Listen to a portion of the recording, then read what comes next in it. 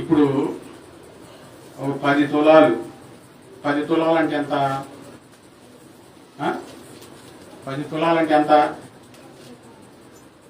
నా దగ్గర బంగారం లేదు, బంగారం కొనేవాళ్ళు చెప్పాల. 100 గ్రాములు తులం అంటే 10 గ్రాములు. 10 తులాల బంగారం ఉందనుకోండి,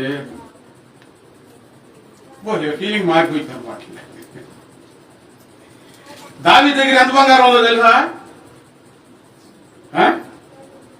విస్తారమైన బంగారం అని ఉందండి. ఈ విస్తారమైన బంగారం వెండి సొలొమోనుకి అప్పచెప్పాడు, తన కుమారుడైన సొలొమోనుకి అప్పచెప్పాడు.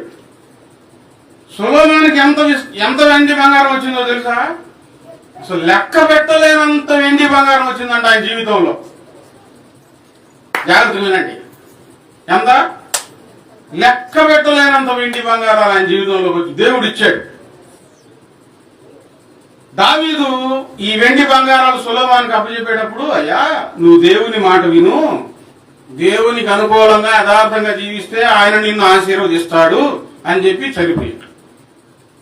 సొలొమోను జీవితం వచ్చింది. ఇప్పుడు నమ్మకంగా ఉన్నంతకాలం నమ్మకంగా ఉండి నమ్మక ద్రోహి అయిపోయాడు సొలొమోను.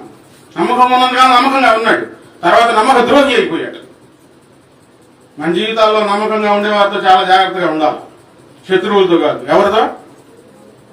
శత్రువులతో ఇబ్బంది లేదు, వాళ్ళు దూరంగా ఉంటారు. నమ్మకంగా ఉంటారే, వాళ్ళు చేసే నమ్మక ద్రోహం చాలా బాధ కలిగించింది, చంపినంతగా బాధ కలిగి. వాళ్ళతో జాగ్రత్తగా ఉండాలి. దేవుడు 2 సార్లు ప్రత్యక్షమయ్యి, యథార్థతను విడిచిపెడుతున్నావు, నన్ను అనుసరించకుండా వేరు దేవతలను నువ్వు అనుసరిస్తున్నావు, నీ రాజ్యం నీ దగ్గర లేకుండా తీసివేస్తానన్నాడు. సొలొమోను కుమారుడు రాజు అయ్యాడు.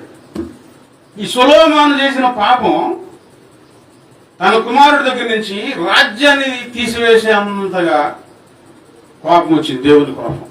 సొలొమోను చేసిన పాపం వల్ల సొలొమోను కుమారుడు రెహబాము దగ్గర నుంచి ఏం పోయింది? రాజ్యమే పోయిందండి. రాజ్యాధికారం ఎంత గొప్ప భాగ్యం ఈ జీవితంలో. రాజ్యం పోయినప్పుడు పొరుగు దేశస్తులు, శత్రు దేశస్తులైన రాజులు వచ్చేసేసి దావీదు సంపాదించిన బంగారం, సొలొమోను సంపాదించిన బంగారం మొత్తం బట్టలకేసుకొని వెళ్ళిపోయారు వాళ్ళ దేశానికి. మొత్తం పోయింది, బంగారం మొత్తం